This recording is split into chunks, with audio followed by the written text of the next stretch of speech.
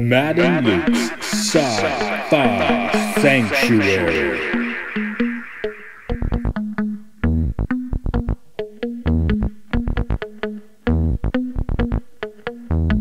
The year is 3013. The galaxy is scintillating in the mellow light.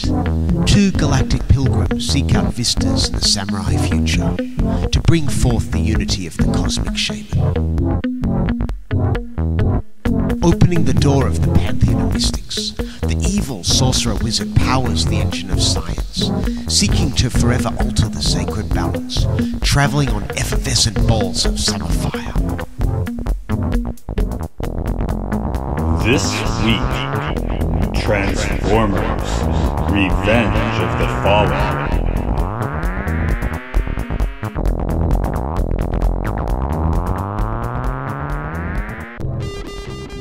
In the year 2009, the liberal shill Obama was president, and he wanted to cuck the U.S. military. I thought this was... Man, yeah. Oh, yeah, 2009, that jibes. Okay. The U.S. military... Well, we got a nice commercial for the military today. Yeah, how you can trust them, but not those sissy politicians in Washington. Yeah, we're talking to one of our guests, Tom, about Enemy of the State tomorrow. I'm like, having watched this, like, we probably should have brought him in for this, so... Yeah, well, I'm going to have to call him out on some Transformers mistakes he made in his book. Yeah, sure. Oh, I mean, we can't... Oh, no, don't worry, I'm going to do that to his face. No, to his face. We can't all just constantly, waft in the vapors of Transformers: Revenge of the Fallen, which is today's film. I'm Luke. I am Matt. Welcome to the Sci-Fi Sanctuary. That is how it appears in some places. Yeah, I'm gonna have to get my cards on the table early this time, which I don't normally do. Because you're gonna make some valid points about this film is disjointed, this film is an advert for the US military, this film is a little bit racist, this film is not necessarily great, blah, blah, blah. I just need to say, I don't give a shit, okay? I'm a man, and I've got red blood pumping through my veins. I've got a heart that makes me want to fight and wants to put my penis in women's orifices. I don't care if you think that makes me wrong, okay? I want to see shit explode. I want to see swords cut through robots. I want to see trucks. I want to see cars. I want to see women's asses. I don't give a fuck what the liberals want to cuck me out of it. It does depend on the orifice, I guess. If you're Iggy Pop, I'm just a modern guy. Of course, I've had it in the ear before. No, I don't hate this. For me, this goes in the same box as Mission Impossible 2. Right. Like, it doesn't make any fucking sense. Well, see, that's one that gets leveled at this film a lot. But everything in here makes perfect sense. Having had to write the synopsis, I'm going to double down on the it doesn't make any fucking sense. It makes perfect sense. Like I said, I could do the synopsis of this film from my buns, right? But I should have given it to you. I've seen this film like 100 times. Anyway, I did write it. I think I did one, so it makes sense you did too. Yeah. Also, I guess I'm going to give a little message to our #1 fan, Stuart Webb, right now. We brought him on for Transformers 1. I did try and get some guests in for Transformers 2. I tried to get like Chris McFeely, who's into Transformers. I tasked Matt with getting like a weird Egyptology conspiracy guy. No one really wanted to join us for Transformers 2. We could have invited Stuart back, but we're big time now. We don't have time for him. At least not until the last night or Bumblebee. But yeah, I saw it. I did see it opening weekend. Come on, I'm that committed to the cause. I saw it opening night in the big cinema in like the big city near my hometown. Then I saw it again when it came to my hometown, and then I've seen it like 1,000 times on DVD and Blu-ray. I saw this correctly the first time. I got wasted in the car, went to the cinema myself, and down the aisle from me, or down the row from me, was some kid shouting out every robot's name when they appeared on screen, so I didn't have to think about who it was. That was the way to see this movie. Oh yeah. I think both times I saw it sober. But the second time, we then went to the pub and I probably got ridiculously drunk. I don't think I've ever seen this one sober, and now I'm not going to talk about it sober either. So that's where we are. I mean, I guess the most of the Transformer film is a weird topic anyway, but do you feel this is the least, and let's leave Bumblebee out of the conversation, but is this the least of the Transformers films? It's such an uneven film. I don't know, I mean, 4 and 5 are probably worse films, but they go so hard on the ridiculousness. Yeah. That it the problem with this one is that it absolutely peaks in the middle of the film. Yeah. I would say the fight in the forest in the middle of this film is the best action scene in a series, possibly my favourite action scene in films. It is a very good one. But the rest of the film, it's just like, oh, here's some soldiers in the desert. Like, it doesn't really have the thrill factor. 1 and 3 both end with a big fight in the city, and because you've got that collateral damage and you've got loads of civilians in danger, it feels more exciting. Whereas this just, and this is an awful thing to say, we've been trained not to care about soldiers dying in the desert because it's just something that happens. Right? That's just an industry that, money goes into it and we bring back body bags. Yeah, I don't... This film, because it taps so hard into that, I don't really care. Because 3 offs people in Chicago. It's more weighty, I guess. The latter part of 3 gets really into, like, feels like an alien invasion film. Yeah. They're, like, conquering the city. You see them, like, vaporizing civilians and right. stuff. Because I do legitimately like 3, like, on anyone's radar or way of ranking films. I like 3, you know? 1 is, like... it's good. No, but the thing is, it's just too bland. Yeah, they hadn't quite figured out it. Well, I think 1 is one that had the most Spielberg involvement. And so it is good as, like, a mainstream film for normies. But it's not good as just, like, I want to see Michael Bay go full Michael Bay. He goes full Michael Bay in 2, definitely. Yeah, from 2 onwards, he just does it all the time. Yeah. Right? And then 3 is, like you say, probably the best of them. 4 and 5... It has the benefit of making sense. 4 and 5 are good, but need to be cut. Actually, 3 makes less sense than 2. Yeah, okay. But the thing is, 2 is weird, but everything does follow scene to scene. Right. 3, it just randomly cuts to all the Autobots have been captured, and you never see how it happened. It actually has been a while since I've seen 3, so yeah. No, there's just this one scene that's like, this doesn't make any sense. Okay. They just wanted this scene to happen. Okay, I'm saving it for we'll get when we get there. And 4 and 5, with some editing, could be great. But they're just way too long. It's only a matter of like 10-20 minutes, but they feel really fucking long. So you said you saw this one sober the first time, but did you have any more details on that? I went and saw it with my then girlfriend, who I had invited to the first one, but she couldn't make it. And we weren't girlfriends. She wasn't my girlfriend at that point. I took a date to the first one. Now I married her. Right. I don't think she likes that movie though. I tried to invite her to the first one, but we weren't dating yet. By the time the second one came out, we were dating. And the one memory I have of it is the scene where Optimus Prime died. I squeezed her hand so hard it really hurt her. How abusive. Yeah, I know, right? Well, the thing is, I did love Optimus Prime more than her. I thought about telling you to bring some Transformers out with you for this soiree, but... I would have brought me Optimus Prime, played with him. I considered it. The thing is, hopefully, when all of this fucking virus shit calms down, I'm going to go back to the UK. And one of the things I'm either going to bring back with me or prepare to ship over is my obscene collection of Transformers. I don't know where they're going to fit in that apartment, but I want them. The long-term thing I didn't bring back, and I got it back when my parents visited in 2019, was my Mind Machine. Have I hooked you up with the Mind Machine yet? What's a Mind Machine? It's, I think Doc Brown has when Marty first finds him. It looks like a Walkman, right. And it has like 50 programs on it, and you put headphones on, it plays binaural beats, and it has glasses with LED lights. Okay, that actually sounds pretty cool. You know what? We're passing my house on the way down. If you want to have a Mind Machine trip, we'll do it today. But. Maybe. Do an episode of Oral Hygiene just about Mind Machine. Yeah, there's like 10 minute difficult to do your homework on that highly psychedelic ones, so yeah. But that was my long-term not having it in Japan. And, right. I don't use it that much, but when I want it, right? Yeah, I want to, like, it's like Zoolandering my own mind or something. I don't particularly, want my Transformers. What I want is for them to be there so that I don't feel the temptation to buy them all again here. Okay. Because every time I walk past the Transformers aisle in the toy shop, I'm like, I don't have a figure of Shatter. I could get her. Ooh, that's a nice Bumblebee. I mean, I've got a similar one back home, but I don't have one here. I can't have 2 separate Transformers collections on different continents. That's why I sent all my musical instruments to Japan. Well, now I've basically bought all my musical instruments in Japan too. But because the first time I was here, I didn't, and I ended up.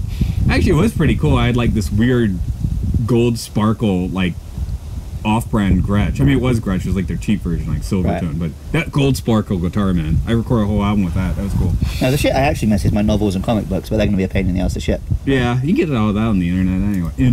It's not the same. Well, it's not the same, but I mean, it's like I got 4 long boxes of comics, or I could just go to that weird site where you can look at the comics online. My second viewing, I just watched it with my buddy Floody, and then My buddy Floody? his name's Tom Flood, but everyone calls him Okay, Floody. just checking. I've had multiple times the mistake of calling his house and being like, "Is Floody there?" His mum or his dad just being like, "We're all Floody." I'm like, "Oh, is Tom there?" The Floody that is Tom. The Floody that they call Tom. Thing is, both me being Luke and him being Tom, we would have like 3 or 4 friends called Luke and Tom. So everyone was just called by their surname. No, apparently Atlanta, our often guest Mark is like, oh, there's so many Matt. You're Japan Matt, which makes Right. sense, I guess. but I'm just yeah. Summer Hayes. Yeah. I could go by Commages, but I don't want to. Come jizz. Well, my freshman university roommate kept calling me communist. That was cool, though. I'd be down with that. I was down with it. I think he was trying to be insulting, or at least cheeky. I'm like, yeah, sure, call me a communist. I don't care. No, the one I always get is not deliberately, just people make it say they call me Summerfield, because that's a supermarket chain in the UK. Ah, that makes sense. The supermarket from Hot Fuzz. Anyway, yeah, but we walked out cinema and he's like, "We need to go have a pint, don't we?" Yeah, we do. And of course, we had many pints. Yes. We went to the Rose and Crown. That sounds like Hitchhiker's Guide to the Galaxy. Okay. It's just British life. No, I know it is. I'm just like, I just watched that recently. My daughter liked it. My wife didn't. It was interesting.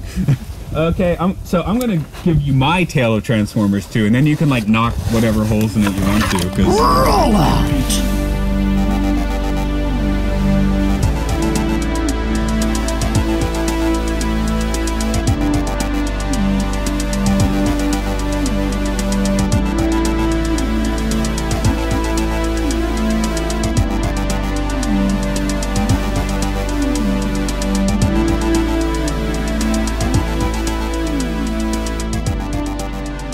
In the year 17,000 BC, the 7 primes of Cybertron's past are harvesting the energy of suns.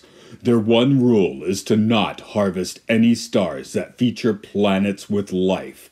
One of the primes defies this order and attempts to harvest the Earth's sun. The other primes stop him by sacrificing themselves, and the rogue prime becomes the Fallen. On present-day Earth, the Autobots are assisting the U.S. military, and their ally, Sam Witwicky, is heading off to college.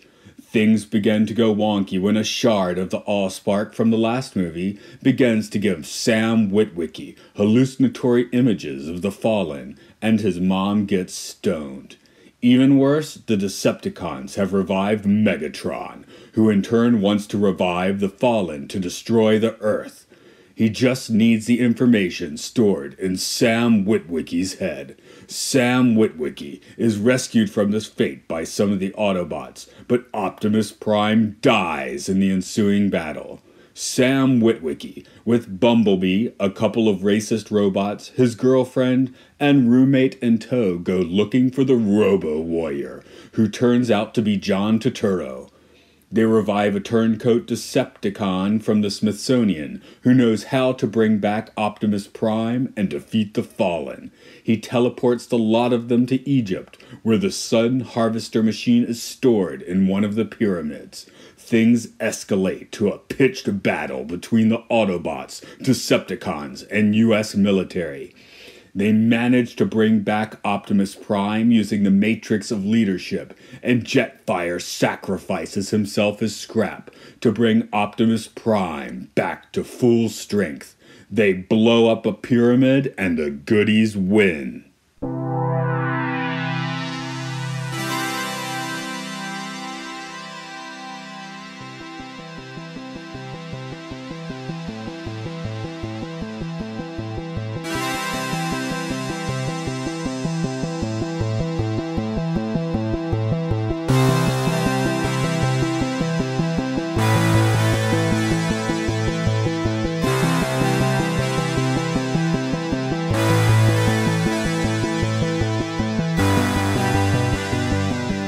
Yeah, that's pretty much it. okay, cool. What part of it doesn't make sense? The fact that I'd seen the movie 3 times, I was like, didn't even understand the Sun Harvester at all. It's like, oh, is that what they were doing? Oh, you're just thick. I'm thick. Thick with a CK, not even 2 C's. But, A 12-year-old brother understood that. well, the 7-year-old kid down the road from me in the movie theater, I guess, understood that.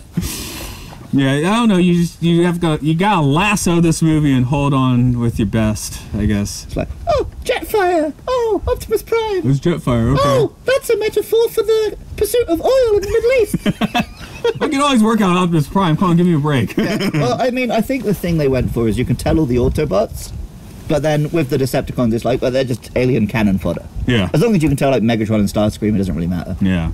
Who's on this? Is Soundwave on the satellite? Yeah, Soundwave is the satellite. Okay, yeah, I yeah. worked that out. So good for me. Or good for that 7-year-old kid. All through the 3 films, they really struggled to find a way to do Soundwave in the modern day, because the freaking size-shifting boombox thing is just too weird to do. Look how many alien school. I saw it because he's spying on Diego Garcia, which Yeah. crops up in your Bizarro theories as like, was it some of those Malaysian planes like, oh, it went there, man. Okay. There's just Is that the new Area 51? I kind of, sort of, I guess. I just know because my lyric writer put it in a song, so I sang it. It just sounds like the name of a guy who would sell you a book about how to make different flavors of gelato. Diego Garcia is calling you. Yeah. Anyway, and we mentioned between our segments, this is our first time in a while recording on a windy Temple Hill. It's weird, we're recording on like a mountain outside in the wind, but somehow we're still in a room with a large mammal with a trunk and tusks. It's bizarre how that works. It could fit in here. Yeah. What? When are you bringing? Is there an elephant? Is that our twin robots? Yeah. That's the elephant. See, that doesn't strike me as much as an elephant. It's just a bad decision. Yeah, well, I mean, I guess we'll do Human Cast and Transformers Cast as 2 separate segments, but... LaBouffe, Yeah. Totoro, and Fox. I mean, is there really more to talk about? There's the other guy. I don't care about him so much. No, but I like Leonardo de Leon de Ponce de Spitz. Okay. Each film they try and add just like one extra human guy, and you never give a shit. I didn't give a shit, certainly. But I do. The thing is, he's been in loads of stuff since this, playing very serious roles. But I can't see him as anything other than this fucking idiot in this. But Just constantly trying to get in these girls' pants, and they all want Shia LaBeouf. Oh, the girl I saw this with is. Have I told my virginity story on this podcast? maybe, but it might have been a while if you want to go for it. Well, it was. I mean, it's a perfectly sensible. Is that why you like this movie so much? No, because this was like a year before. Okay. Like, just, high school sweetheart, boring missionary, blah, blah, blah. But afterwards, there's like the awkward silence when neither of us knows what to say, and she just goes, Shia LaBeouf. I think you did mention that.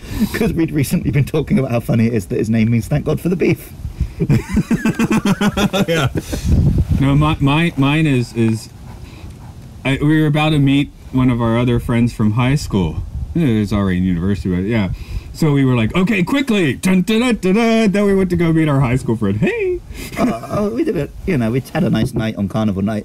I hadn't asked my parents in advance if she could sleep over, and they were pretty pissed when they woke up and she was in my bed. But my parents were always incredibly lame about that stuff, which is why I left home so young. Right. Where were we? LaBeouf, thanks for the beef. I think in the first one, he's just playing like normal... Yeah, just young lead, right?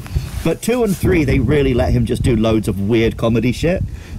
Like this film, he's going insane, just like rambling and drawing on the walls. Like first literally, and then he just stays insane. I mean, he's like, oh, he's fine now. No, he's not. Well, then he's just like obsessed with getting the thing or whatever. I mean, this is the guy that's soon going to end up in a room with a bag over his head, you know? Like in the movie and actor-wise, so. I really like Shia LaBeouf. He's fun, I think he's like great. We gotta do Eagle Eye sometime, by the way. Yeah, Eagle Eye is I'm more familiar with Eagle Eye than I am Enemy of the State. No, I saw that one, like, when the theater, I definitely am very up for Eagle Eye. Yeah. Also, a film that has only become more relevant as well. Yeah, really. Well, Enemy of the State, too, but we're about to do a podcast with that. I don't know where in the chronology this all fits, but, yeah. I guess the parents are notable. They spend so much time on a sitcom in this movie. The first film, I think the parents were like this surprising hit. Because they are pretty funny, right? And the bit where he's hiding in the room and she's like, were you masturbating? Is a big laugh. And I think in that film it was so natural. And this film they felt like they had to shoehorn in some more of that. We spend a lot of time with Brownie Mom. Yeah, and it's... no one involved in that scene has ever done any marijuana, have they? I know somewhere around viewing this film, I had my own brownie and some Lee Scratch Perry to listen to, so that was pretty hip. Well, I mean, my only experience with brownies is when I was in Amsterdam, and I think I don't know if I've told this one on the podcast. I mean, I just like cake. So I'm just knocking them back, and it doesn't hit you right away, so I just keep eating more, and then like an hour later it just hits me like a truck, and I spend like an hour just sitting on a bench staring at the canal. That's what you do in Amsterdam, I guess. I haven't been there myself, but I mean, I want to go back again and actually enjoy it, because I went on a bachelor party and everyone was just, Well, let's get really high, let's get really up. drunk, let's go to sex clubs, and I'm like, I don't really feel up for that. we get the Patreon rolling, y'all fund us for a trip to Amsterdam. We'll pump out a whole bunch of just stoned episodes. Like there were like things moving in this movie, you know what I'm saying? Like it was like a moving picture. They're on some kind of Star Trek. To solve this, he had to be Superman 4. That's what we do. We do like Superman 4 and Battlefield Earth. We did our We've shit, got to like- get a real Scientology guy on for Battlefield Earth. Don't say that word. Oh shit, are we still in the first 10 minutes? This movie, I guess, has no. Sorry, I've that already was- done my best Alex Jones impression at the start of this. So. No, sorry, that was Noah that really fit with the Scientologist. So we're on a different one now. Yeah. This does have the whole ancient aliens. I should. We'll do a little section on that later. I should have tried to get someone from Ancient Aliens. I mean, come on. I'm not a pyramid expert, but I know enough to have a Yeah. conversation. I'm your guest today on my own podcast. Oh yeah, so LaBeouf is great, and the more they let him just LaBeouf it, the better, I think. So I think he's better in 2 and 3 than he is in 1. I'll give you that. In 1, he's just playing like high school movie lead, right? Again, I think 3 is Despite being like in his legitimately good. Yeah. Megan Fox is the one thing that's wrong with 3. Yeah. She's a much better actress than Rosie Huntington. And I just loved at the end. Oh, they're finally together. Well, until those at least shortly before 3. Oh, a couple months back, me and our friend Matty, who we regularly mention on this podcast and has to join us eventually, He didn't want to. he wants to do Evangelion with us. Okay. Me and him sat and watched. We were going to watch all the Transformers films in one day, but he has a habit of not getting out of bed till like 1 p.m. Even for work days. Yeah. We call him out a lot for a guy who doesn't have a chance to respond. We sat, we watched 1 through 4, and I remember during 2, I'm just like, why are Americans so fucking weird about just saying I love you? I love you. Like in Europe, just as soon as you feel it, you say it. No, I had a bit of that going on too. I can identify it for better or for worse. Oh yeah. I know it's a thing, but just you guys need to fucking get over it. Why? Why not? I have noticed. Well, The cards on the table. another one we're going to do with the right guess is Idiocracy, but I just found like because they got the guy in the Costco where they're like, just go to Costco, I love you. I just feel like people are banding it about. I mean, you and your other podcast of that now, right? Oh yeah. I mean, I feel like people are throwing it out The more other than they problem used is to. just that the English language only has one word for love, Yeah, whereas there are multiple different things it means, right? I grok you. Because like I love everyone a bit. Oh, a little game. I just saw this on a Facebook post. I had to respond. It was you got to add fucking to a book title. Right. So my contributions were stranger fucking in a strange land, to which someone responded, well, that's the plot of the book anyway. I was like, well, the original title's wrong then. The other one was childhood's fucking end, but I got to think of one now. You put me on the spot. I did. I put I you on can't the just spot. not do one. Yeah. Okay. Shit, what books do I read? 5, 4. Transform into 2. Hiroshima fucking Nagasaki. Oh god damn it. I was just picturing my bookshelf and it's all books of Japanese history. Oh, speaking of which, when I get the Maya machine, remind me to get that. Oh yeah, give me my books back. Okay, there's yours. I feel better about mine somehow. John Turturro, you were finished with the boofing. Yeah, the Booth and the Fox are just, they're good at this. Yeah. But, What has Stuart Mike actually has Fox been repeatedly in made the since? point. If they ever really want to get the Transformers films back to like the $1 billion super hits, they just need to make one with those two again. Yeah. That'll get the people who enjoyed the first three back in the theaters more than looking like the cartoons will. If I'm just coming out as dense here, you can slap me. But what happened to She Megan did Fox? a few other films. She did Jennifer's Body, which apparently is really good. I haven't Okay. seen it. She was in the two Turtles films. Let's not go there. Eh. I think She's April, is she? Yeah, I Okay. think she had kids and then like chilled out a bit. Okay, that's cool. Which yeah, I was just thinking she'd just fell down the ladder and I was hoping. I'm glad. I think to she hear made she's- her own choice to step away from doing big budget Hollywood films. Because, I mean, unfortunately, being a woman and aging in Hollywood is still an issue. So Oh, yeah. you deal with it how you need to. Just look at Bill and Ted, right? I did actually recently read that the princesses are different women in the first two movies as well. Right, Okay. but at least they keep women the correct age. Okay, yeah, They didn't yeah. replace them with actresses 10 years younger. That's true. But I was like, okay, at least They would have been Bill and Ted fucking 12-year-olds. it was medieval Europe. True. I bet in the canon that is how old the princesses are. Totoro, yeah. He's great. He's always great. He's great in here. Although I actually really like. In the first one, he's meant to be like kind of the douche, but I like that in 2 and 3 he just turns into like Sam's mate. I kind of prefer that. his standout line though is actually "I'm under the enemy scrotum." I mean, that's not a scrotum. That's straight up balls. I do really love that though. I am directly below the enemy scrotum. But he should have said balls. But He said balls. even directly before that, scrotum's funnier.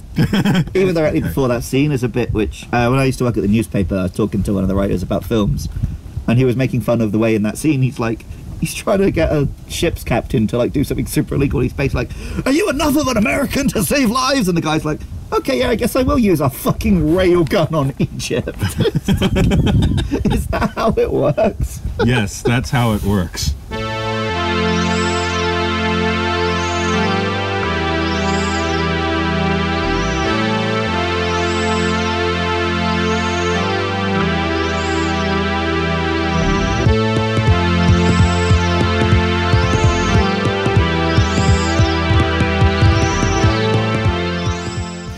Transformers, more than meets the eye. Which toy you want to buy the most? Or did you buy? Robots in disguise. Which toy do you want? Autobots wage their battle to destroy want the an Autobot? evil You want forces that? of the Decepticons. They were often the cooler toys. The one I really But wanted not the after this cooler ones film here. and did buy was the leader class Optimus Prime.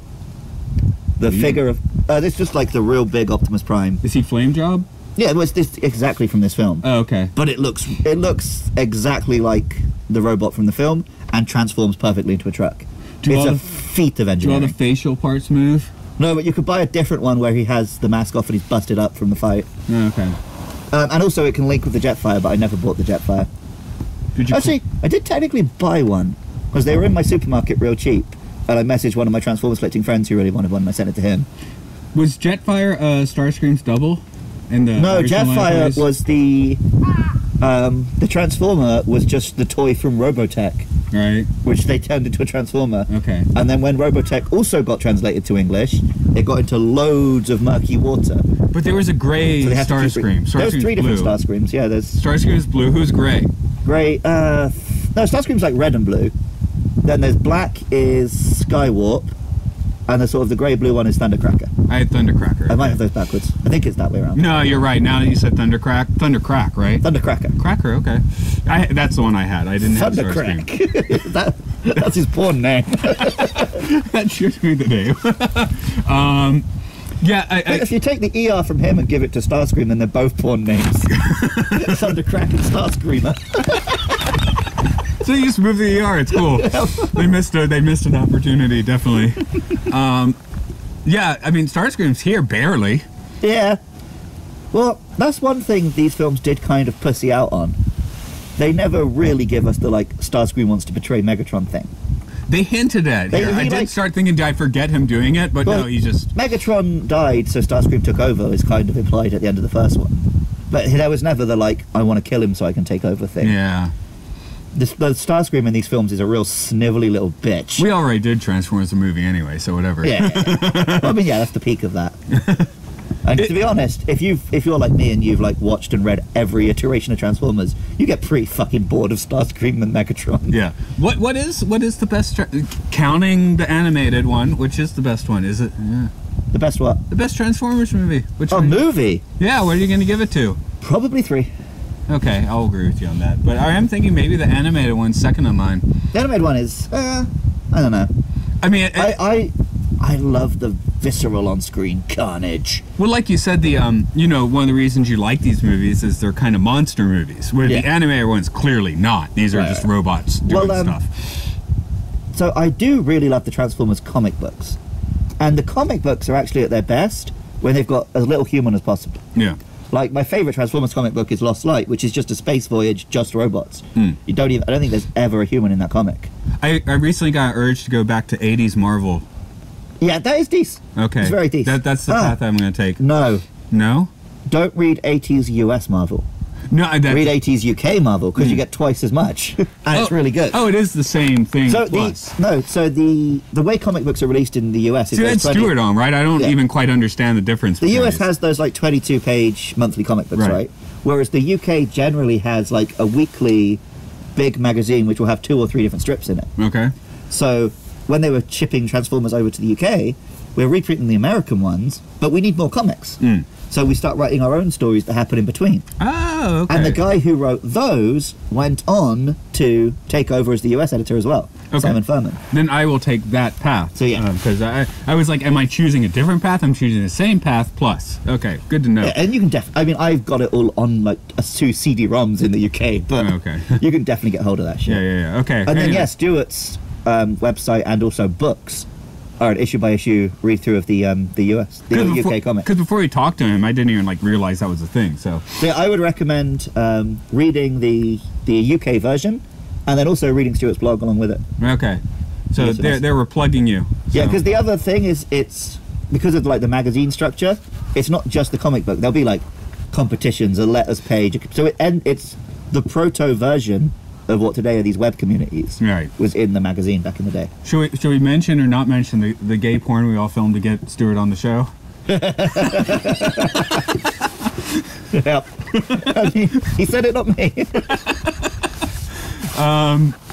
Yeah. So the Decepticons are still a little bland here. Though you know what's really lame? So Megatron should definitely stand out, and he doesn't. no, Megatron's design in 3 is the coolest. Yeah, it is. Because here, I mean, it's like the Fallen has like a kind of Pharaoh's hat. thing Okay, going no, on. but what I was going to say, the Fallen is taken directly from some comic books. The version of the Fallen in the comic books is permanently on fire. Oh, right. Why don't we get that in the film? That might have been a little past the CG tech of I mean, 2009. Fantastic Four had already happened. Ghost Rider had happened. Yeah. They're pretty decent fire. Okay. Yeah, the whole shtick is he's like that's part of his punishment when he fell. He's on fire all the time. So if you got some digital art skills, go back to this movie and add some fire to the Fallen. Yep. But that overall is kind of the thing. The first film just tells a generic, these are the Transformers story. This film, everything is taken directly from comic books. The thing where Sam absorbs the Matrix and it's in his head for a while is from the comic books. I definitely remembered the The Matrix Fallen is hanging from the around, comic yeah. books. Or that might have been from the animated film, but whatever. Yeah, I think this version of Jetfire is closer to the comic books than the cartoon. So yeah, this one really ties into that shit. But with the Autobots, like I was able to call out Soundwave, so okay, cool. With the Autobots, we got Optimus, we got Bumblebee, we got the racist robots, which I guess one of them's Wheelie, is it? No, they're no, Wheelie comes in the third one. He's the little remote control. No, Wheelie's the little remote control car. Yeah. He is in this. Okay. I No, knew Wheelie's Skids and in it. Mudflap are the racist robots. Oh, okay. Those are all the Autobots I really have. Ironhide's in there a bit. He's still cool. Oh, right, because I said Ironhide takes up the ass or something in Yeah. my notes. RC's there, but she's not really there. She is? Holy crap. The 3 motorbikes are RC. I didn't even freaking notice. I know, it's a crap RC. Okay. Ratchet's still there from the first one. I didn't catch that. And then did you notice Jolt?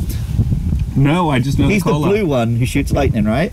He's barely in the film because right before it came out, General Motors brought out their first electric car and were like, please put this in Transformers, please put this in Transformers.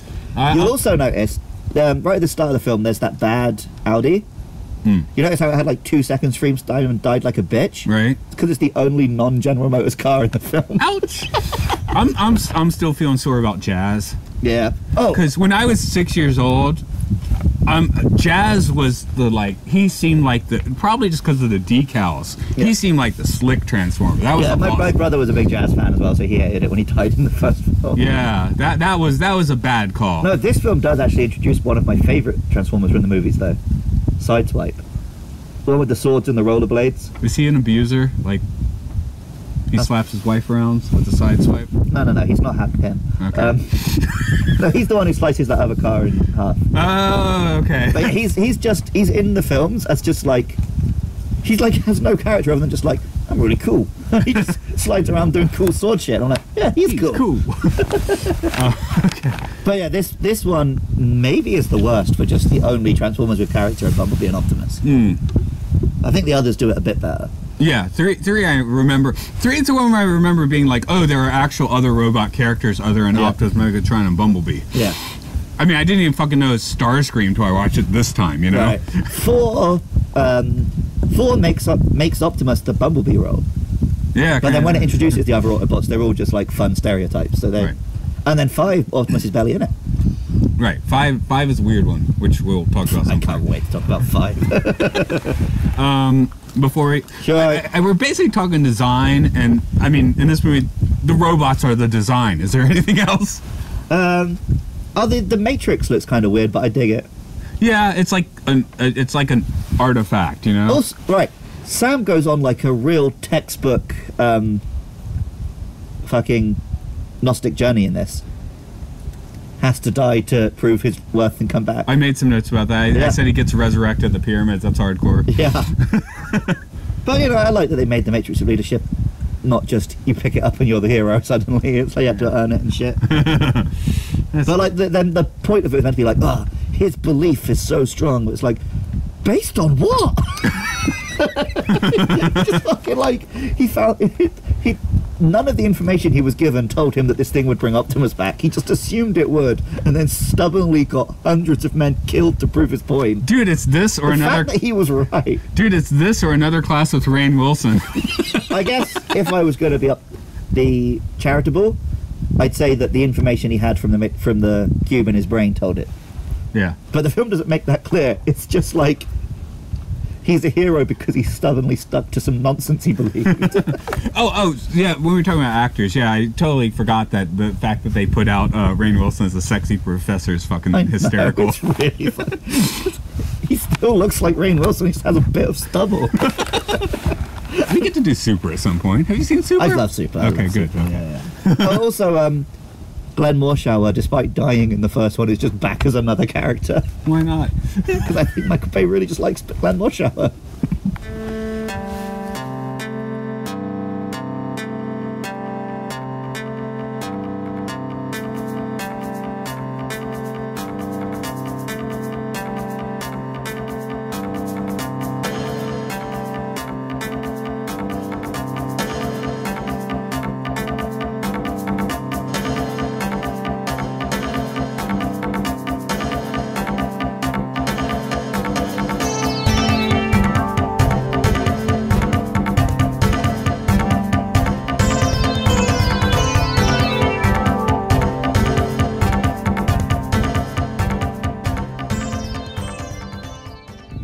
Let's get the racist robots out of the way, because then we can just talk about action and pyramids and stuff. It was a bad decision. What it was, I think, is the fact that nobody made a good decision. I think most of the lines are just improv by the two voice actors, because they're just a couple of comedy guys.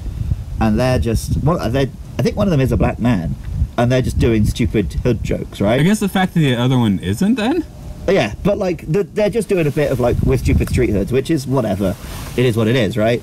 Then someone did those character designs and gave them the buck gold teeth and shit. I barely even noticed that. I was calling racist robots and not noticing that. Yeah, but like on its own, that's not that wacky. But put it with the voices as well, and then they have the bit where he's trying to get them to read the Cybertronian, and instead of just saying read. That's an ancient language, we don't know it. Like, oh, we don't really do much reading. It's like.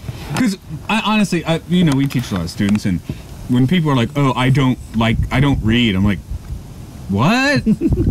I don't know if it makes me a snob, but if you're like, "I don't read books," I'm like, "What?" Yeah, I know. That's like the technology we have that's like most important in many ways. Yeah. And there's a story. There's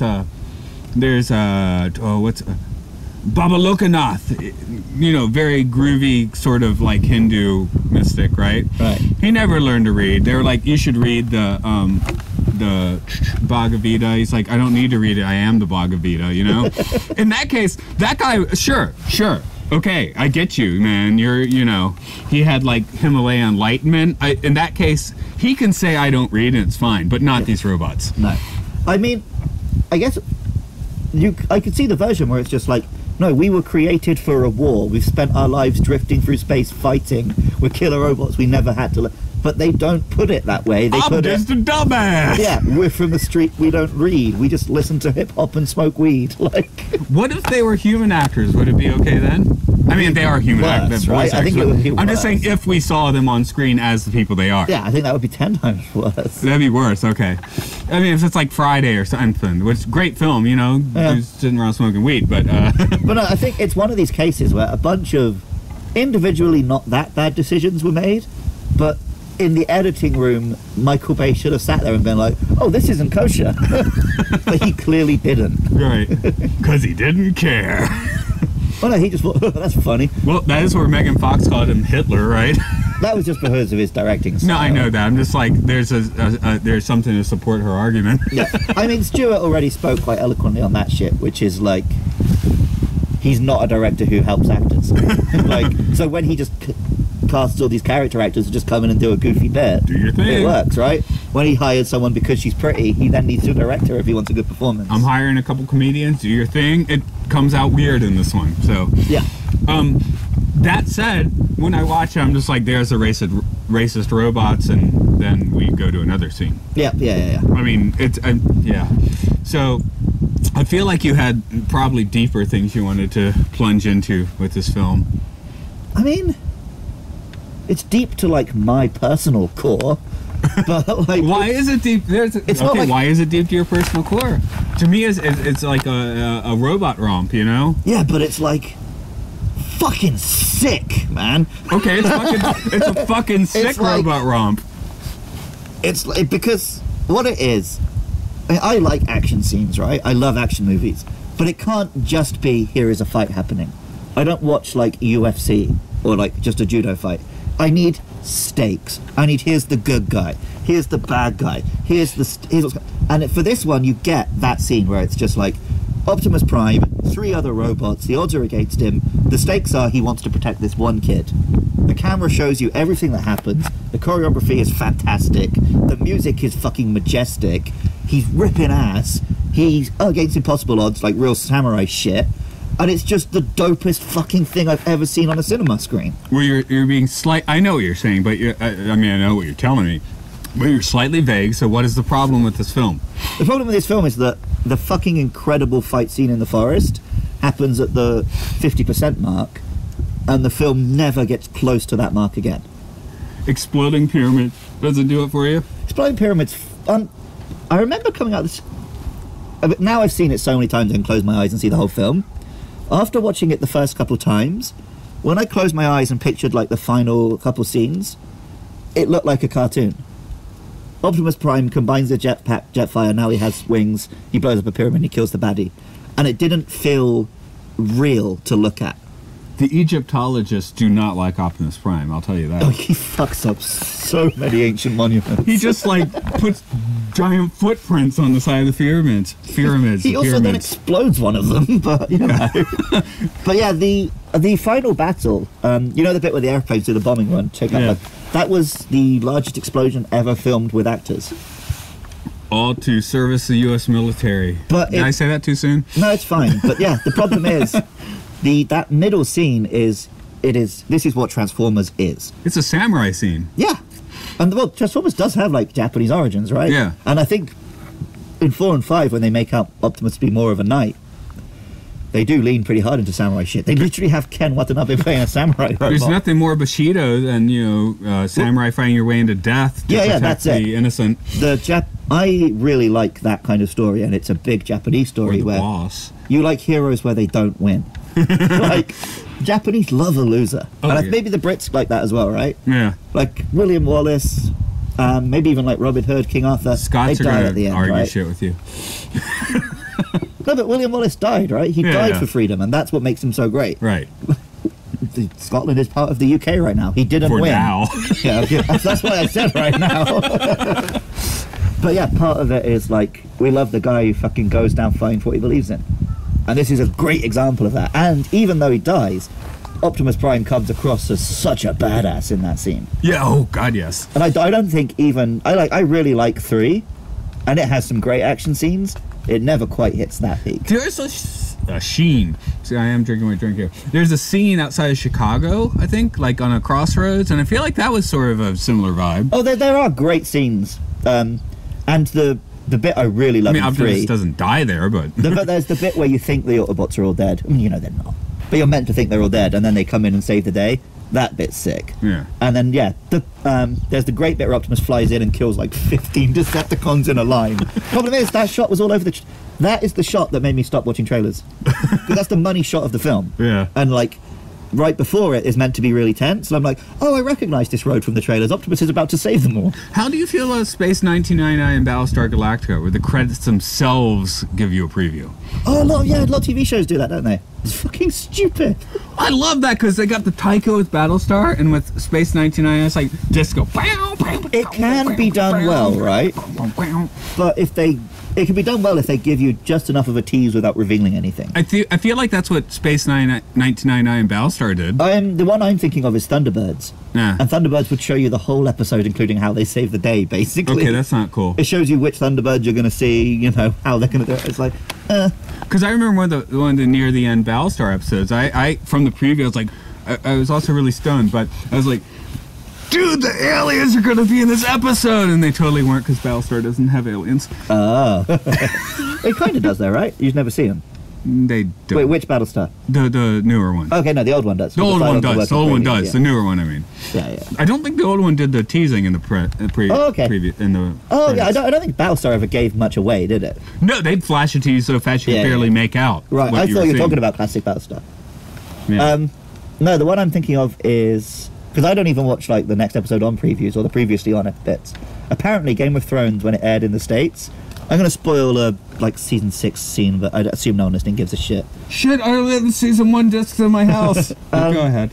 One of the characters dies in the end of one of the seasons, and the way they do it is they call him out and say like, "Oh, your uncle's returned. Come and discover blah blah blah," and then they stab him to death. But the previously on scene shows his uncle going away and stuff. Really sets you up to think that's actually what's happening. And that was like, that's using a previously on really smartly. Yeah, sure. Like, it's actually setting you up for the twist. Well, previously on is never a problem because that's previously. Yeah, but I think maybe they did it with the previously on and the next I one. guess they. No, but if they do previously on, here's a bunch of stuff about a returning character, you're like, oh, well, I guess he returns in I was this about one. to say they kind of spoil a bit by being like we're going to be focusing on that. But that's cool. It's like you don't know what's going to happen next. You just like hone a little bit on like what this episode's going to be about. I mean, That's we're not talking about previously problem. on, so you want to shout out Star Trek Discovery real quick? Sure, because I watched that shit. Yeah, but there was that great previously on with the Where they just go. TOS stuff, Oh, right. Well, before TOS, really.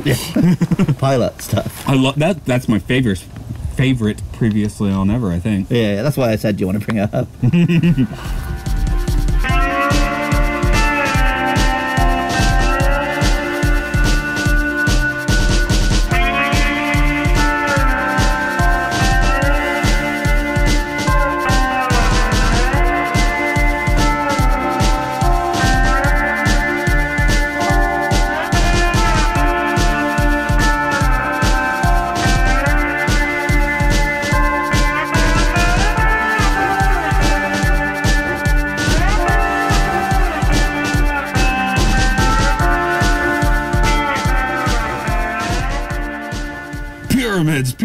Pyramids. Would you rather have a spherical dick or a pyramid-shaped dick?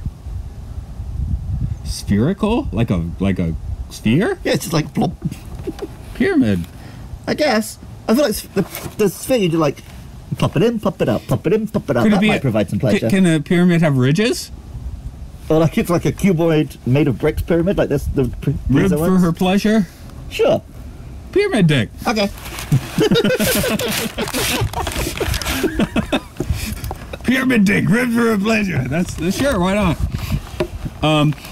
So, I did actually I went out a little bit, like kind of looking for a pyramid dude for this one or gal for this one, as we mentioned, and I felt like there wasn't really so much fuel in the tank in the end. Yeah, the film's doesn't get that deep into it. I just thought it would be a fun springboard. One thing, now I felt like the pyramid that had the sun harvester was the middle pyramid. That's not the order they were built? That's not the Great Pyramid. The Great Pyramid is the one in the end. Okay. I thought they were just the Great Pyramids. It's on a plateau, but the plateau has a elevation change. So one pyramid is clearly a little smaller, right? Okay. The other pyramids, the middle pyramid is smaller only because it's slightly higher up. Right. But they're basically the same height. That appeared to be the one with the sun harvester. The Great Pyramid is the one in the end. And a few years ago, they used some kind of radar technology and found a new chamber in it. Nice. Which Egypt was in, like, don't go there. They were like, don't do. They didn't want to go further scans on that pyramid. They found a new chamber, which no one's been in yet because Egypt said fuck off and don't scan us anymore. Ah. Yeah. Okay, Matt, what other pyramids? I always say I don't believe in things, and one thing I really don't believe in is that they're tombs. Okay. Why? The only thing that suggests there's no bodies. They never found a body in one. They found like something that resembles a sarcophagus, but it could be something else. The only evidence that it's a tomb is they found a new chamber above the king's chamber in like the 1820s or 30s, and when they got in there, they're like, okay, we're going the next day. The next day, they found cartouches of Cheops badly written, which kind of suggests that the explorer might have gone in and put them there. Okay. That's the only evidence to say they're tombs. Right. Because, there's no hieroglyphs in there. There's nothing else. There's no, like, things for the, for the afterlife in there. No suggestion there would have been. So, I think it's Chris Dunn is a dude who's suggested they're more like machines. Which is more than meets the eye too, right? So It makes sense Transformers would go there. Yeah. I don't know if Transformers going there is from anything else. I think it's just Michael Bay thought it was cool. It is cool, but because like Transformers 5 they go to Stonehenge. I don't think that's from a comic. I'm just saying they're both machines. That's right. All. But I thought I'd mention. What do you think? Are they tombs?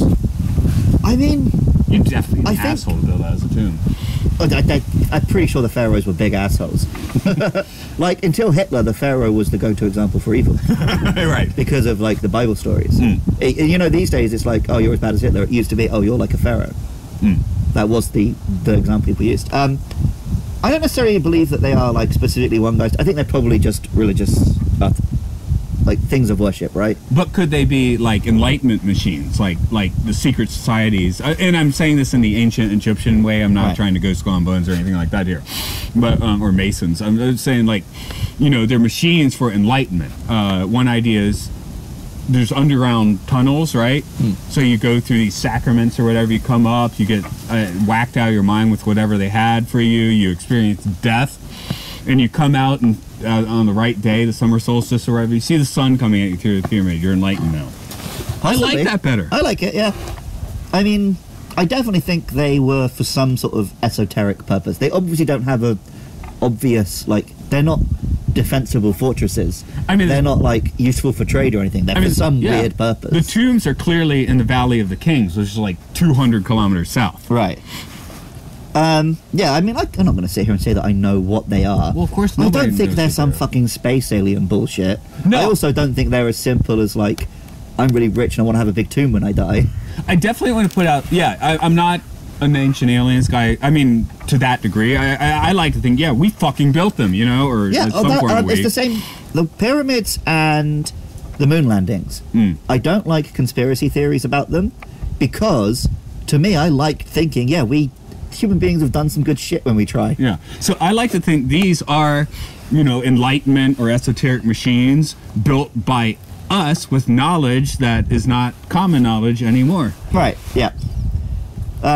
There's a really good line about it in Red Dwarf, where Rimmer's trying to say that it's built by the aliens. Like, well, how did they build something so big, Lister? And he's like, with big whips, Rimmer. With really big whips. But they didn't do it with whips. They, I mean, Yeah, it's apparently like not really slave. even labor, right? It was Egypt, just yeah, exactly. Even Egyptology has found evidence. Oh, people were just building these, like probably being paid. You know, it wasn't I like mean, they're if forcing it was people for to your make them. like religious purpose, it's the same as building a church in Europe, right? Yeah.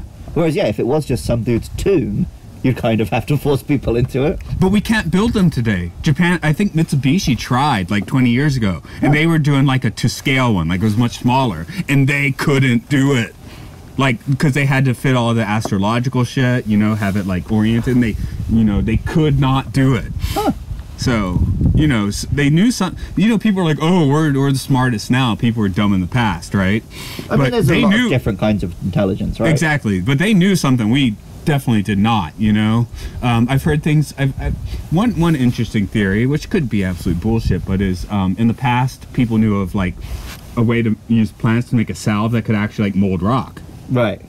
That's a technology you could build pyramids with, sure. Probably. The one thing I always laugh at is Aliens versus Predator. It's like, how did all these ancient cultures build the same shaped monument? With the predators. Because it's the easiest way to build something really big is make it wide at the bottom and thin at the top. Yeah, a pyramid makes perfect fucking sense if you're going to build something. Yeah, if you want to build something big that doesn't fall over, pyramid's the best shape. Simple as that. Like, are there things we don't know about the pyramids? Absolutely, you know, but let's not like take common sense out of the situation. Yeah. We'll touch on ancient aliens again in the future. Of course we will. What's the tribe where they have the pictures that look like spacemen? They talk about Sirius B all the time. The Dogon. Yeah. No, Dogon's the Japanese one. No, Dogon's Mali, I think. Okay, because there's the weird Japanese statues that also kind of look like spacemen. And the key-shaped tunes. Yeah. But no, I think you're right, Dogon. Yeah, Dogon are the African tribe, which they knew all about Sirius. They say that we are a binary system with the Dark Star, and the evidence is slowly shaping up to look like we might be a binary system with a Dark Star. Because they got Planet X, you go Nibiru, you go Anunnaki, but what makes more sense, that or a Dark Star that we're kind of circling around, you know? Well, which is what the Dogon say. Oh, we knew. Yeah, Dogon knows some things. Do you reckon? But I mean, obviously that could just be that. Hey, maybe ancient people who didn't have so much light pollution looked at the stars and knew shit. No. Or it could be they were visited by some space aliens. The best star field I've ever had. I took a trip to California, and they were like, and we went through Death Valley, and we camped out. And in the middle of the night, the girl had been interested a year earlier. She wasn't interested then, so we were just hanging out, right? But I went out in the middle of the night and had a look at the sky, and it was in 3D, you know? Yeah. 5D, man. I could see the Milky Way. I could tell, like, some stars. I could see some stars were closer, you know? Yeah. I want to do some of that shit at some point. Yeah. That's our second Patreon voyage. First, we'll go to Amsterdam, and then we'll do it under a star. We'll do it under the Japanese stars. man is standing in a field far away looking at us. Oh no, he stopped. No, okay. Was he looking at us? He just stood, like, fucking T-posing, staring at us, and then walked away. Okay. He might have been looking at his own crops, which just happened to be between us and him. I don't know. But We are in the countryside, sort of. Well, Japanese version of countryside, at least. yeah, that's the thing with countries. Japan's not big enough that you can ever be that far away from My friend in people. Tokyo says, Scott, he's been on Star Trek 5. He's like, I live in the countryside in Tokyo. I'm like, the fuck you do? Well, I thought I lived in the countryside in the UK, right? And then my ex was telling me about where she lived in America, and it's fucking Mad Max. We're like miles from the nearest other human being. Okay, yeah, that's rural. So we've been talking about the pyramids in general. Do you want to tie it a little tighter into this movie, other than there's like a sun harvester in one of them? Well, I've brought up this factoid many times, and I think you're not impressed by it anymore. But I still think it's insane that this dumb fucking movie was the first film allowed to film actors on the pyramids. That's pretty weird. And they totally fucked him up after that. Yeah. Well, I think that was done with special effects. Well, it was done with special effects. I'm just saying, like, I know. It's I really don't see fucking where that funny. would like be the selling point. Well, no, but and because they also film in that big temple in Petra with the big door, and they have like all of this, and even the helicopters full of Jordanians. It's because the Prince of Jordan likes Transformers. I'm down with that. Some strings to get Michael Bay whatever he Because I wants. was at the, hey, we already went here with Indiana Jones, right? Yeah. This was around the same time that LaBeouf was being basically keyed up to be the next Indiana Jones. Oh yeah, it was. There's a little synchronicity there. Didn't Yeah. work out. I don't know which one came out first, if it was this or Skull, but They're, that was a weird thing. they're trying to tell us that there's another one. Did you see because they were talking about like, oh, Do you maybe think they're Chris going Pratt's to going buff to be it in the Indy. next one? No, did you see what Harrison Ford said? What? When they talked about getting Chris Pratt to play Indiana Jones. She was like, no, fuck off, I'm Indiana Jones, make a new film. That sounds about right. Okay, now I'm cool with the new one. Fuck you, I'm Indiana Jones. Let's do it. He's just like, Indiana Jones is just a character that I made. When I die, he's done. I'm with that, you know? I am. No, I don't want Chris Pratt to be Indiana Jones. Fuck that. Yeah, I don't know. I'll send out 80-year-old Harrison Ford to do it again, I guess. I mean, I only like Chris Pratt. Here's the thing. Guardians, I want them to send him out to do it again. I don't want them to put him in the back seat again. That was the problem with Crystal Skull. They put him in the back seat, and also it was way too effects heavy Yeah. to the point that you never felt like any of the danger was real. I mean, they don't need to put Harrison Ford himself in any of the stunts. They can have other stunts, but just put Well, yeah, he Indy probably in wasn't doing the the stunts driver's back in the seat. day, right? I know. They just put him in the driver's seat. That's all. Yeah. Pyramids. They filmed here. There's that. I mean, it's kind of. I guess that's where I'm like kind of fine. Like I didn't bring in like a pyramid expert because I'm like it's basically aesthetics here. Yeah. Well, the same way that they use like English castles and King Arthur and Stonehenge in the fifth one. It's just Michael Bay thinks it looks cool, so he did it. Yeah. So there's nothing really to sink your teeth into, but other than it looks cool. I kind of respect Michael Bay's filmmaking style. He does what he wants. Because, he's just like... He admits what he is. He's like, I'm here to make dumb popcorn entertainment. And if I think something looks cool, I'm just going to do it. Did you watch Pain and Gain? Yeah, I hate that film. Okay, I haven't seen it at all. I'm just... Actually, I don't hate it, but it was one where I'm like, I read stuff about it afterwards, I'm like, oh yeah, that's kind of a good point. It accidentally glorifies some fucking awful people. Okay, again, I have not seen Yeah. it, so I'm just like, I remember that having the rep as like, here's where he's trying to make an actual movie, but maybe there's some issues. Yeah, well, the thing, it's because he thought like he'd do like a crime caper where the moral is actually these guys are awful, but just because he's so good at just putting likable actors in fun nonsense, it doesn't work. Okay. So again, haven't seen it, so Yeah. no, I'm not gonna.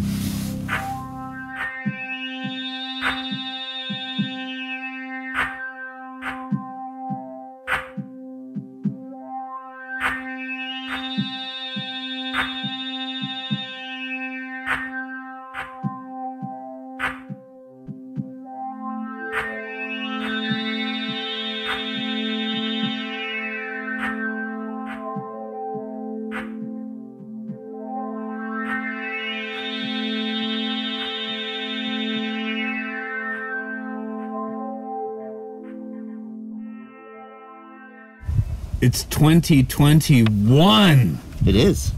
2021. Yeah, boy. Okay, how does this hold up? 2021, humans lost.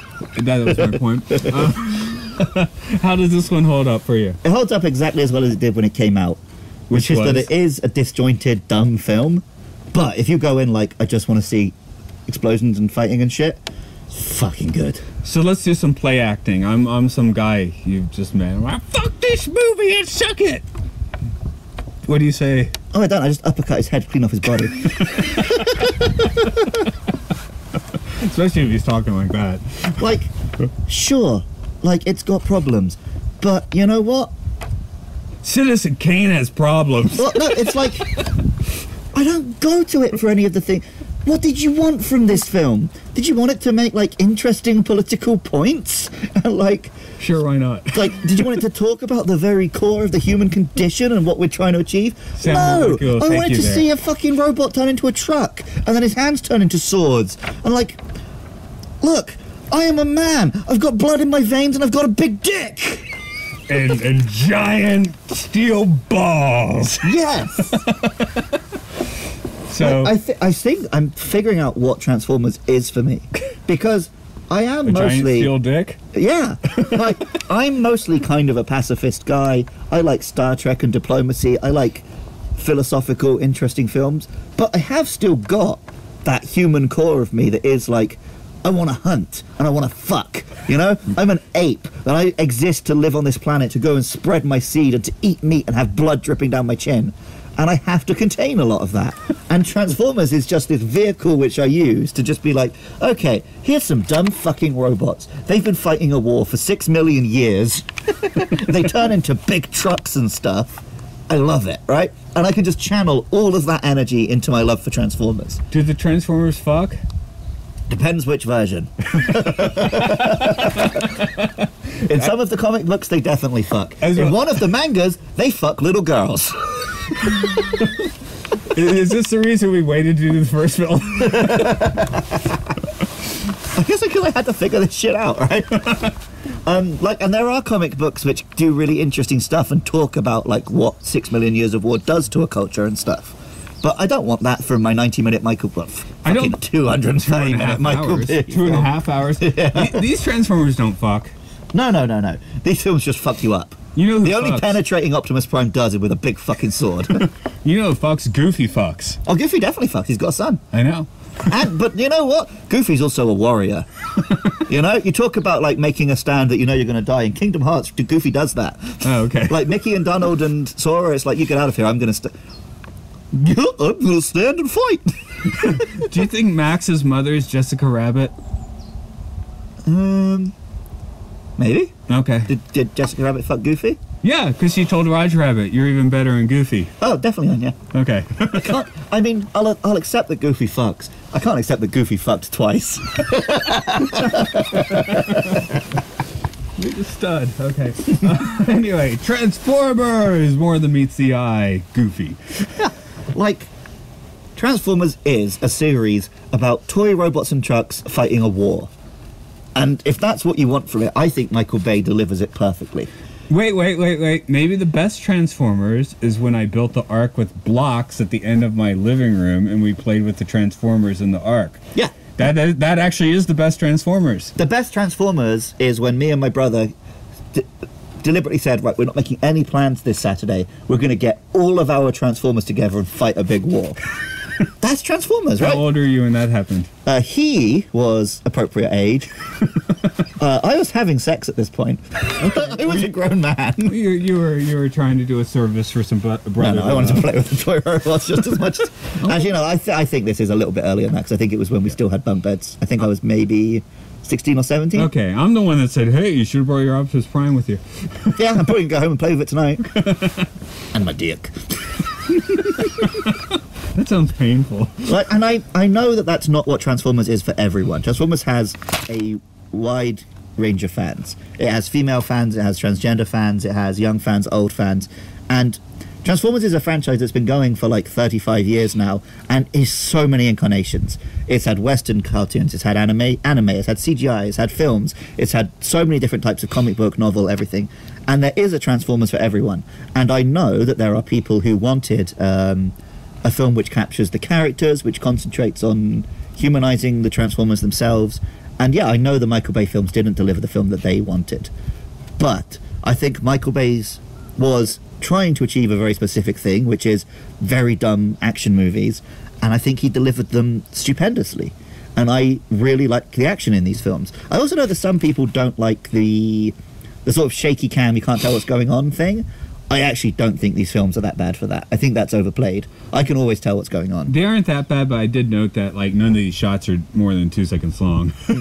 Well, that's why the forest scene is so good, because it is well choreographed and one very small location and you know what's going on. That's not when I was timing the scene, so sure. Yeah. Although you were watching the IMAX version, which weirdly cuts between 2 different screen ratios during that scene. Yeah. And the music just looped because he only recorded a soundtrack for the cinema version. Okay. I definitely didn't get that deep into my viewing, but yeah, I did watch the IMAX one just because I was like, sure, why not? And you know, I got the Blu-ray like 2 feet away, so I'm like, well, okay, let's do this a little differently and be able to have the movie and my notes on the same screen. But also, I know that Michael Bay's treatment of women is very problematic. This film's maybe not the worst for it, but it does, like, every single shot of Megan Fox, he makes sure he's got a nice, good look at her ass or her tits. Yeah, I was going to say, I mean, there's plenty of ass shots, but otherwise she seems relatively... the character works okay here, and it works better in the first movie, certainly. But you know what else, like, doesn't treat women as sex objects? Pornographic movies. I watch those as well because I've just got certain needs, right? I watch Transformers the way I watch porn. I watch it because my animal brain wants to enjoy something stupid. So, sorry, folks. This is the last episode of Luke and Matt's Sci-Fi Sanctuary. Next week is going to be Matt and Luke's Pornographic Sanctuary. Matt and Luke's Porno Grotto. I mean, I would do a podcast on that. I have very strong feelings on porn. I basically only watch like amateur porn made by real couples now. Come on and listen to Cum Gutters. Not cum. Yeah, Cum Gutters. That's right. You know Oh, what I those don't are? come when I watch porn. I just watch it for the art. Cum Gutters is Magic Mike. We got the extra, like, 6-packs. Okay, Okay, those are Cum Gutters. I see. I'm still working on my main 1-pack, but you know. The thing is, I think I've got really nice abs. It's just they're under all the flab. Because I've got pretty strong abs. I can do hella crunches and shit. It's just that I also like eating whole pizzas on a Yeah, Sunday I was night. saying the whole pizza might not be a good call in that case. Because like one of our colleagues was talking about this the other day. I'm actually pretty fucking fit. Like I regularly walk like 50 kilometers just for funsies. Problem is, I just love eating. I don't know if I'm fit or not now. We'll find I out. think I'm at the best physical fitness I've ever been at. I'm also still kind of chubby because I love food. Because I'm a human beast with blood in my veins. I'll ask you a student question. Do you like food? Yeah! I like fried chicken. Because I like the way it tastes, and I like what it does to my guns. Sorry, I forgot to mention the 100 yen karage earlier. That's fine. Okay. I mean, I eat convenience store karage sometimes. It's not real karage. Fried is it? chicken, if you don't know the Japanese. Yeah, but it's not. It's different, right? It's It's not got like the crusty salt on it. I like that. when I say fried chicken, I'm thinking like KFC. Okay. When I say karage, I'm thinking karage. But real karage, you have to have it at a festival or something. Yeah, that's true. Or you know, someone makes it, but Yeah, yeah. Oh, yeah. My friend in Gifu, when I stayed on their farm, she cooked amazing karage. Because the students always ask me, like, can you cook karage? I'm like, I probably could, but I don't want to just have a big vat of oil in my house. What am I going to do with it? And then one of my students was like, drink it. no, you don't drink that. But she knew. This is a high school kid. She was having fun with me. But. And I was like, but I'm already fat. And I got a big laugh. All I have to ask today to plug is you. You're not Okay. the plugger. You You're know our what? This is plugger. our first one without a guest for a while, so I should do the plugs properly. Yeah. So obviously this podcast, if you're enjoying it, you can find it on Twitter at MLSFSPod. We're also on Facebook and YouTube and Spotify and everything. Just search Matt and Luke's Sci-Fi Sanctuary. Make sure you're subscribed. Give us a 5-star rating, like and review and all of that stuff, please. We also make other podcasts. I make a Pokemon podcast, which you can find on Twitter at Luke Loves PKMN. And if you just search Luke Loves Pokemon on any podcasting app or whatever, it's on YouTube. I always forget to upload them. And then I also do a Monster Hunter podcast. You can find that on Twitter at Monster Mash Pod. And again, just search Monster Mash Podcast, find all of that. Matt does another podcast called Oral Hygiene, where he looks at educational films. And the plan is he can also include anything in there, like weird avant-garde short movies. Basically the sort of thing that we want to talk about, but it's too short to put on this podcast. You can find that on Twitter at Oral Hygiene Pod, and just search Oral Hygiene. That's AURAL, that's the pun. And if you like the music you heard in this podcast, you can find Matt's music at rovingsagemedia.bandcamp.com. But for all of that stuff, to keep up with our podcasts and to, you know, maybe give us little bunts to help keep it on the air, you can find us at patreon.com/podcastio, podcastius. I quit listening like a long time ago, but it seemed very relaxed this time, so that's cool. Well, I just wanted to actually mention everything, because recently we've got a guest plugging, and then I want to do our plug pretty quick. Yeah. But, you know, we put out a lot of content. We're never going to put it behind a paywall, but, like, it does cost us money to upload it. So if you enjoy this stuff and you want us to keep doing it, because right now, we could just fucking stop whenever we get bored of this. But if people were paying us, then we'd be inclined to keep going. Except the MCU. Well, no, we're never going to put what we currently do behind a paywall. If people will show interest, then we might put some extra work behind a paywall, because That's the we were MCU. already doing a lot of fucking work and not getting anything for Hell, it. I'll do Andromeda, Babylon 5 for that, yeah. It's Yeah, not yeah. going to be here, but hey, you wanna support us? We'll do all the Stargate Atlantis, man. There's lots of things that we're not going to do here, but Yep. might do elsewhere if you guys dig it. So Do you dig it? Do you dig it? can you dig it? Do you know what to do? I don't know lyrics of the Bob the monkey song. Builder, can he fix it? Bob the Builder, yes he can. Okay, I guess that's close to the monkey song that Peter Tork wrote. Okay, I've done some transforming. I transformed into a dick-shaped pyramid, a pyramid-shaped dick, and Optimus Prime with a flame job. I transformed from a skinny little kid who was shagging his high school sweetheart to a muscular man, shagging everything that moves. If I've offended you in this podcast with my manliness, I'm not sorry. He's showing you his guns right now. I like this. The purpose of this film series and this podcast is just to get this shit out of my system. So, like, sorry, but I'm not sorry. Where should the sorry folks go? They should fuck off and suck my dick. That is worse than your old side off. I think I had one planned, but fuck it.